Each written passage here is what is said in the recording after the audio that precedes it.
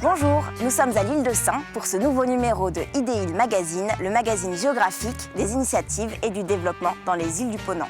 Ce numéro thématique est consacré aux relations entre éducation et entrepreneuriat. En effet, la présence d'une école ou d'un collège revient constamment dans nos entretiens avec des élus ou des entrepreneurs comme une nécessité pour le maintien d'une population active sur les îles. Nous avons choisi de présenter dans un premier temps les structures éducatives présentes sur les îles et les manières dont elles s'adaptent aux contraintes insulaires.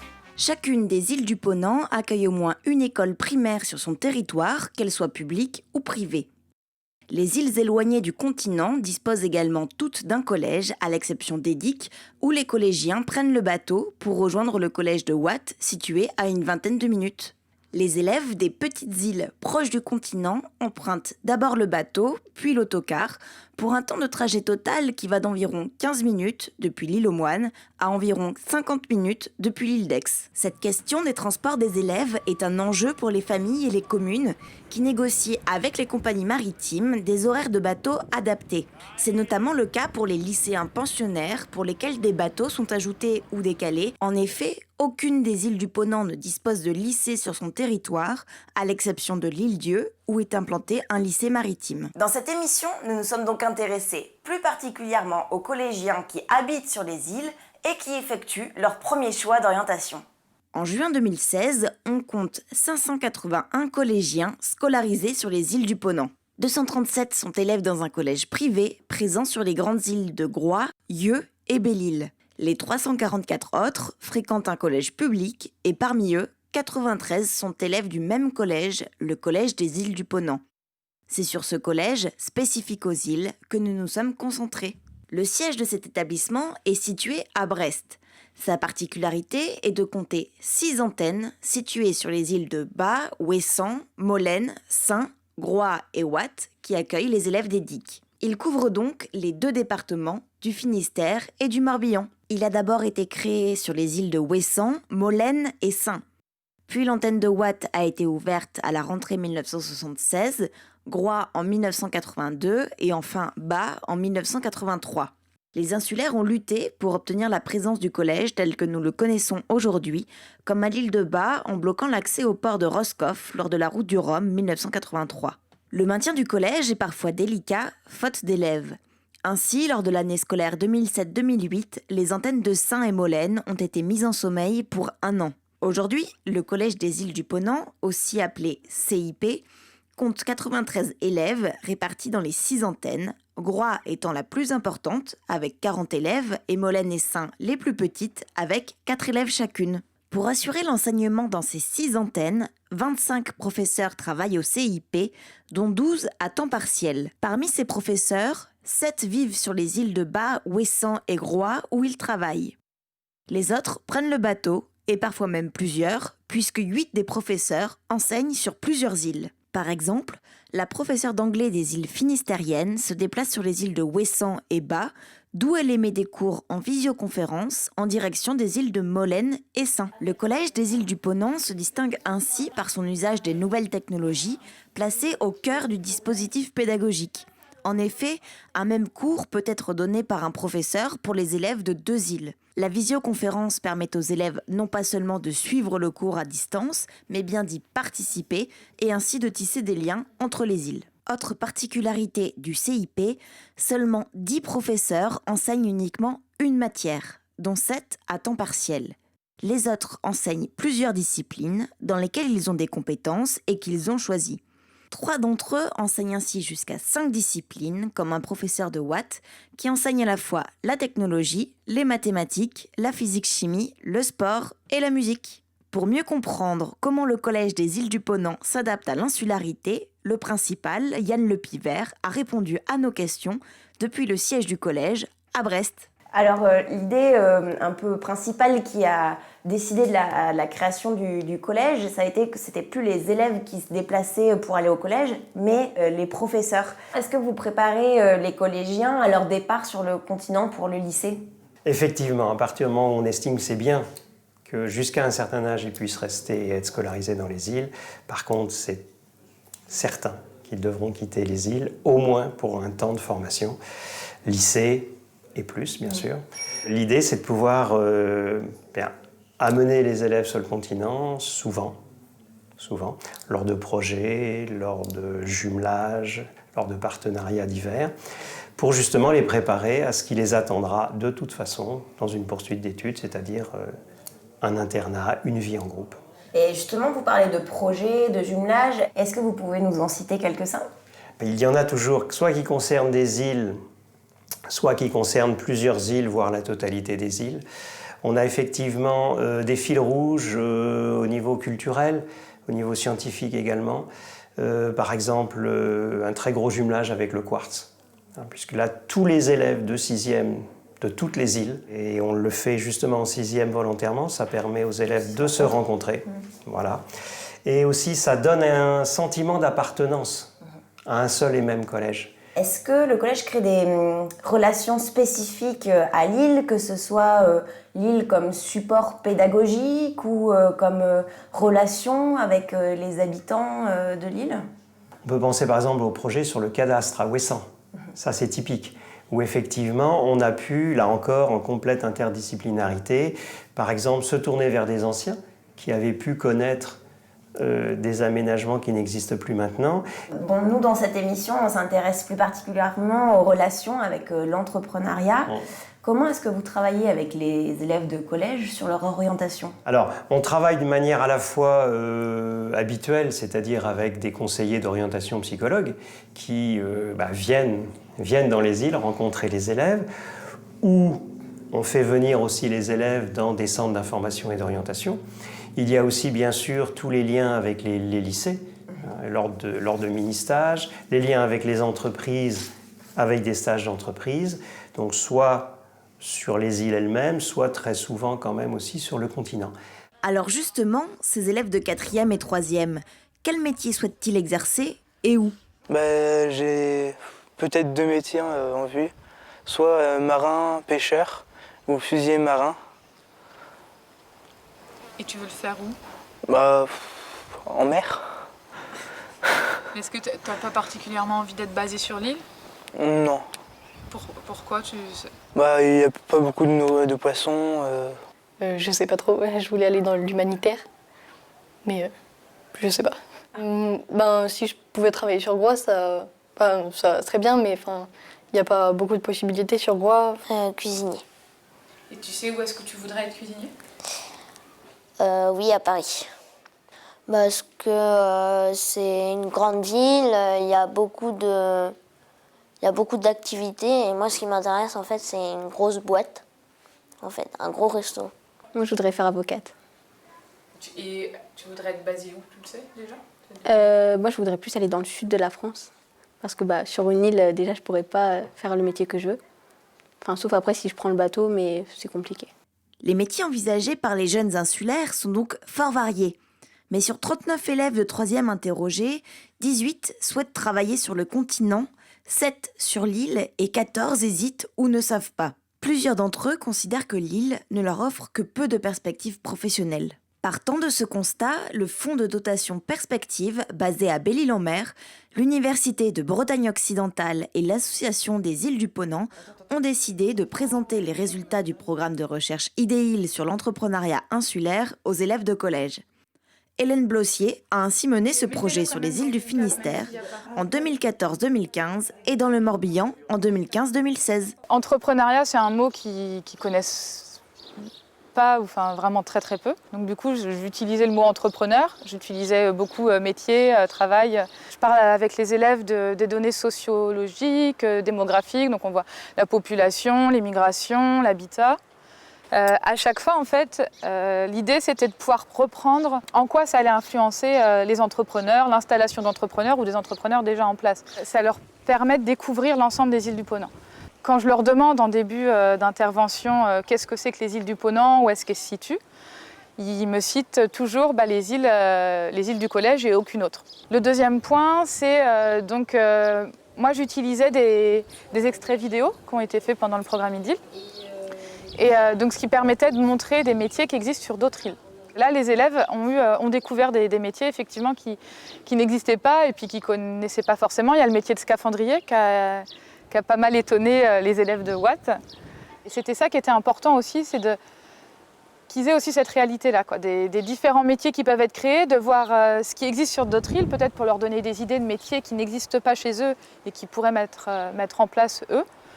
Et avant qu'ils partent au lycée, d'avoir en tête qu'il y a des possibilités professionnelles sur les îles aussi. Entre les interventions, les élèves se sont transformés en apprentis géographes. Ils sont allés réaliser un entretien auprès d'un entrepreneur. Donc pour la première question, quelle est votre relation à l'île? Ils ont ensuite restitué ces rencontres sous différents supports, portraits rédigés et photographiques, diaporamas ou vidéos. Et voilà ce qu'ils ont retenu de cette expérience. J'ai appris par exemple que le transport influençait sur le prix. Je savais pas comment ça se déroulait, pas le niveau de la restauration. Je pensais que ces produits venaient que du continent. Et en fait, comme elle expliquait, on sait se débrouiller à Groix. Ça fait vivre l'île parce que comme ça, s'il y a des commerces sur l'île, les habitants ils vont pouvoir y aller et pas obligés d'aller faire leurs courses sur le continent ou des trucs comme ça. Et ça fait aussi marcher le tourisme. Comme Groix Liotis et Groix et Nature. Voilà, et Groix et Nature, je ne savais pas qu'ils coopéraient et que, déjà que Groix et Nature, ils vendaient leurs produits partout comme ça. Je trouvais ça bien. Pour les professeurs qui ont participé au projet, l'île s'est ainsi transformée en support pédagogique, comme pour Éric Cazel, professeur de mathématiques à Saint. Dans ma matière, en tout cas, donc ce qui m'a intéressé, moi, c'est de récupérer des données, donc concerne l'âge de la population sur les îles. Donc moi, ce qui m'a intéressé, c'est d'utiliser ces données pour créer des exercices. Donc quand j'aborde le chapitre des statistiques, des pourcentages, voilà, donc ça me permet de travailler, de faire des exercices concrets en rapport avec l'île. Donc ça intéresse forcément les élèves. C'était aussi pour les professeurs l'occasion de mener un projet de pédagogie appliquée, comme l'explique Anne-Gaëlle Le Guen, professeure de français à Groix. En classe, on fait beaucoup de théorie et la question qui revient souvent, mais pourquoi on fait ça? Donc je trouve que ce type de projet permet de leur montrer, par exemple là pour les questionnaires, je parle pour ma matière, du coup en français c'était comment est-ce qu'on pose une question, donc les questions fermées, les questions ouvertes, vous avez un interlocuteur face à vous, vous pouvez pas, y a une manière de s'adresser à la personne. Les collégiens de 3e ont pour la plupart hâte de découvrir le continent. Mais nous avons souhaité recueillir leur point de vue sur l'île d'aujourd'hui et de demain. Quelle activité pourrait être créée sur l'île? L'agriculture, ça sera pas mal. On pourrait faire aussi bateau-taxi, ça pourrait être sympa pour faire le tour de l'île. Cultiveur d'huîtres. Un magasin de pêche. La boulangerie, elle dit qu'il y en a, mais je trouve qu'il n'y a pas assez d'articles. Au moins un local pour les jeunes où on peut se retrouver. En plus, des métiers autour de l'agriculture et encore la santé. Parce qu'on a une population qui devient de plus en plus âgée, donc on a besoin des infirmiers, des médecins, kinés, dentistes, tout. Comment voyez-vous l'avenir de l'île? Peut-être plus de jeunes, peut-être une nouvelle boîte de nuit. La mairie plus cool avec les jeunes, peut-être. J'imagine, mais j'aimerais pas, en fait. Parce que j'imagine qu'il va devenir... il va y avoir beaucoup plus de population. Ils vont construire. Si les prix des billets de bateau augmentent, il y aura beaucoup moins de tourisme. Parce que nous, ça ne nous dérange pas parce qu'on a des tarifs, tout ça. Mais ça augmente pour les tourismes. Et du coup, moins de touristes, moins de commerce, parce qu'ils ne marchent plus. Et du coup, ça ferme et enfin, ça diminue et du coup, après, tu peux plus vivre sur l'île parce qu'il n'y a plus rien. Moi, je pense que la population, elle n'augmenterait pas, mais ça serait plus des personnes âgées qui seraient sur l'île, les retraités. Je pense que les jeunes, ils partiront de l'île parce que, je ne dis pas que tous les jeunes partiraient, hein, mais comme on n'a pas vraiment le choix pour les boulots et que la vie est de plus en plus chère, ça n'intéresse pas les jeunes couples de venir à Groix parce qu'à Lorient, ils sont sûrs qu'ils ont tout et en plus, c'est moins cher. En écho à ces témoignages, nous avons interrogé d'anciens élèves de l'île de Sein sur leurs souvenirs et leur parcours professionnel. Yves Fouquet, géologue, situe ainsi le début de son intérêt pour sa discipline à l'île de Sein. Sur l'île de Sein, j'ai commencé la maternelle, j'ai appris à lire. On était à l'époque assez nombreux, des classes d'une trentaine d'enfants par division. Et très vite sur l'île de Sein, dans l'école, alors c'était à l'époque essentiellement l'école des Sœurs, et on nous a appris la nature. L'île de Sein, c'est des rochers, c'est des granites, mais c'est aussi des galets, et les galets ont des origines extrêmement variées. Il y a un grand pourcentage des galets de l'île de Sein qui ne sont pas les roches de l'île de Sein, donc c'est un bon démarrage pour la géologie. Il nous rappelle qu'un autre Sénan a marqué le monde de la recherche en géographie. Effectivement, le professeur Guilcher, qui est originaire de l'île de Sein, c'est un cousin germain de ma grand-mère, il a démarré dans ses premiers articles, c'était des articles sur l'île de Sein, entre autres, et le Finistère Sud, et c'est devenu une référence mondiale, encore actuellement, sur tout ce qui touche à la géographie de la mer. Pierre et Mathilde Porté sont eux arrivés à l'âge du collège, alors que leurs parents étaient de nouveaux entrepreneurs. Il n'y a pas trop eu un choc dans ce sens-là, c'était plus dans le sens contraire après quand on arrive au lycée, qu'on s'est retrouvés à 30 dans la classe, que là ça nous a fait bizarre, quoi. Même en termes de moyens, nous au collège, c'était le début des ordinateurs, on avait un ordinateur chacun, quoi. Et donc niveau qualité de l'enseignement, c'est plutôt mieux que dans des grosses classes forcément. Et niveau social, comme je disais, comme on est tout le temps dehors, fourré partout avec plein de gamins, enfin voilà, au final on développe plus de lien social que quand on est dans une classe à voir les mêmes personnes tout le temps. On a un rapport qu'on a avec les professeurs qu'on n'a pas sur le continent, où on se tutoie entre les élèves et les profs. Si on oublie un bouquin le soir, on va toquer chez le prof, il donne les clés du collège. On sort de l'école, on est en maillot de bain, on va se baigner tout de suite. Mais c'est vrai qu'on s'en rend compte vraiment après, quand on arrive en troisième, on a surtout envie de voir les copains, les copines, aller un peu sur le continent et tout ça. Puis c'est après qu'on se rend compte qu'on a vraiment de la chance. Personnellement, j'ai une petite phase de rébellion, du coup, à faire un peu toutes les conneries possibles et tout, parce qu'on se sentait quand même beaucoup moins surveillés, forcément. Niveau scolaire pur, forcément en ayant des cours quasiment particuliers, il n'y avait rien, nous, en sortant du collège, qu'on n'avait vraiment pas compris, quoi. Et après, plus le fait d'être à l'internat sur le continent et sans pouvoir compter sur nos parents, à ce niveau-là, on était plus débrouillards que les autres, je pense. Enfin, sur le coup, c'est hyper agréable parce qu'on se dit c'est cool, il y a un chauffage au fond de la classe, on n'est pas obligé de lever le doigt. Ce qu'il y a ici, en fait, c'est qu'on est toujours obligé de parler, on a toujours un rapport constant entre professeurs et élèves. Et c'est vrai qu'on progresse inconsciemment, alors que sur le continent, moi je suis arrivé, je me suis installé au fond de la classe et j'ai rien fait pendant 2 ans. Yves, Mathilde et Pierre ont mené leurs études et expériences professionnelles sur le continent, puis ils ont renoué, chacun à leur manière, avec la vie de l'île. Ainsi, Mathilde a fait une thèse en physique quantique et travaille aujourd'hui à DCNS Lorient. Du coup, là, maintenant que je suis revenue en Bretagne, après Toulouse, pendant 6 ans, maintenant, je viens passer un week-end à peu près tous les 15 jours. Quand j'ai des vacances, c'est vrai que je suis souvent là. Et du coup, j'ai mon frère qui a ouvert le centre nautique. Je suis présidente de l'association aussi, donc j'essaye de m'impliquer un peu à ce niveau-là. Et justement, après avoir pas été trop là pendant plusieurs années, ça fait assez plaisir de pouvoir se réimpliquer et passer plus de temps ici et de resavoir comment tout le monde s'appelle, comment tous les gens s'appellent. Je me verrais pas m'installer quelque part en me disant je m'installe définitivement ici et j'y reste ailleurs qu'ici, quoi. J'ai l'habitude de dire, j'ai terminé ma thèse à marée basse à l'île de Sein, les pieds dans l'eau ou même un petit peu plus profond. Après, il fallait peut-être un bateau ou alors plus profond, il fallait un sous-marin et finalement j'ai poursuivi, mais beaucoup plus loin en étant à l'Ifremer, même si maintenant je reviens peut-être un peu plus sur l'île de Sein avec l'idée de vulgariser un peu plus la géologie parce qu'on se rend compte que dès qu'on explique un petit peu, les gens sont intéressés.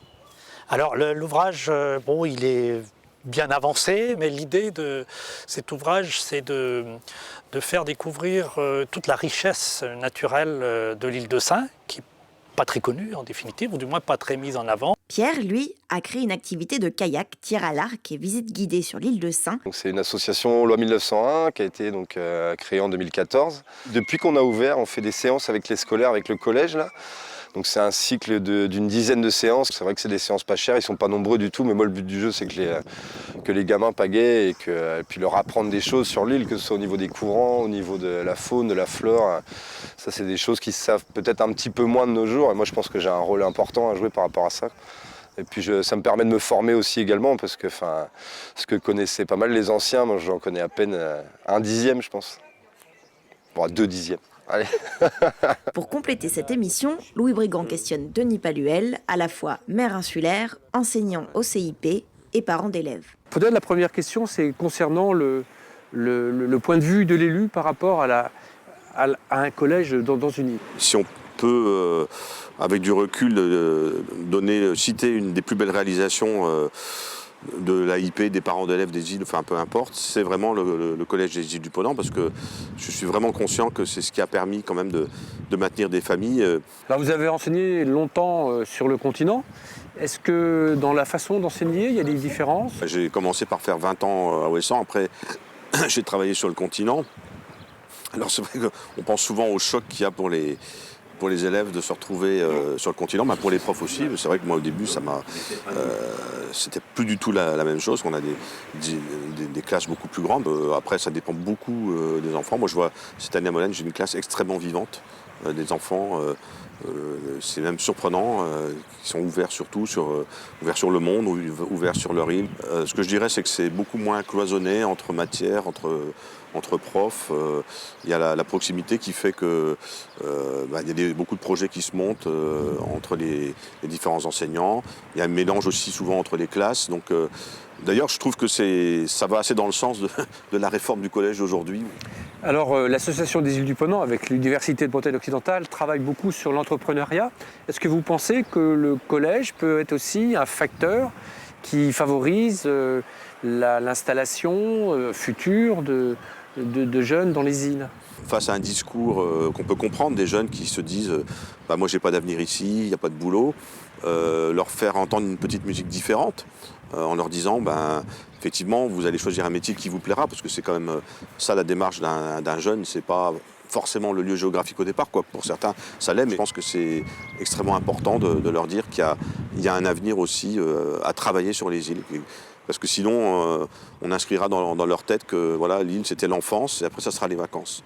Entre les deux, il y a la vie, il y a le travail. Comme synthèse collective, voici les 3 questions de la fin. Quel est le principal atout à être au collège des îles du Ponant? La liberté. C'est le côté diversité de la nature, quoi. Travailler à Ouessant, en vivant à Ouessant, c'était redevenu un rêve pour moi, et voilà, il est réalisé. La plupart du temps, les projets viennent à nous. C'est qu'on est sollicité. C'est qu'on peut vraiment effectuer une pédagogie très individualisée. Tu peux rentrer chez toi le midi, pas comme les édiquets. C'est un peu comme des cours particuliers, vu qu'on est que 2 en classe. Et... Oui, c'est un petit collège familial un peu, en fait. Et c'est vachement bien. Quel est le principal inconvénient à être au collège des îles du Ponant? Je suis un peu euphorique, mais je ne vois pas de contraintes. C'est effectivement le fait de les suivre pendant 4 ans, par exemple, si c'est compliqué avec certains élèves. Ils nous supportent un peu pendant 4 ans. Déjà, on n'est pas beaucoup en classe. Passer de la maternelle au collège, c'est long en fait, ça devient long parce qu'on a toujours connu les mêmes personnes, toujours les mêmes choses. Au bout d'un moment, on a envie de sortir et de s'ouvrir. Puis on avait des équipes de télé qui venaient nous filmer tout le temps, c'était chiant. Mais... Et ça continue. Pour le sport, on n'était jamais assez nombreux pour faire des équipes. La solitude, on va dire. Comment voyez-vous l'avenir du collège? Je pense qu'il y a un moment donné où l'école, elle n'existera plus. Et dans longtemps, je pense. Pourquoi pas peut-être avoir dans 10 à 20 ans les élèves qu'on a rencontrés là pendant ces 2 années, ils seront en âge de s'installer, pourquoi pas monter leur entreprise et revenir s'installer avec leur famille. J'espère que les effectifs resteront assez élevés pour que ce collège soit maintenu. Et je l'espère pour les îles, puisque effectivement c'est quand même des enfants sur une île, c'est quand même de la vie. Et là je sais que l'antenne de Saint va être mise en sommeil et les gens commencent à nous dire ça va faire drôle l'année prochaine effectivement de ne plus vous avoir, parce que bon, il y a certains moments où le collège est important, comme lors de la fête de fin d'année. Il y aura, je pense, à affronter certaines problématiques liées aux effectifs, ça c'est certain. On voit bien que là, une nouvelle fois, on est liés. On est liés parce qu'il faut des familles avec des jeunes d'âge scolaire pour pouvoir maintenir l'éducation dans les îles. L'avenir du collège, effectivement, comme j'ai les 2 casquettes d'être enseignant et maire, je me dis que c'est le maire qui doit beaucoup bosser pour que ce collège continue d'exister. Le maire et puis bien sûr plein d'autres acteurs. Je vois les choses quand même de manière plutôt optimiste. C'est pas la méthode Coué, mais on sent vraiment un renouveau dans l'attachement à vivre sur l'île. Ce magazine Idéil est le dernier de la saison. Vous pouvez retrouver les travaux des élèves sur l'entrepreneuriat sur le site idée-il.fr ainsi que l'ensemble des émissions de cette année. Rendez-vous en septembre ici à Molène pour la suite des magazines Idéil et d'ici là, bon été sur les îles.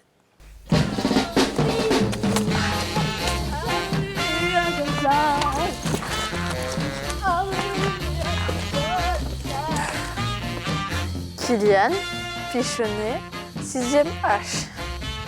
Ah. Sur quelle île? À Watt. À Dick. À Watt. T'es Dickel, mais t'es à Watt. Ah oui, je suis à Watt. On avait juste un petit chien qui passait. Et délivré.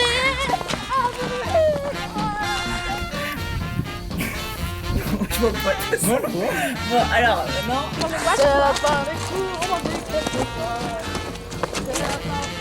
À demain. Bonne soirée.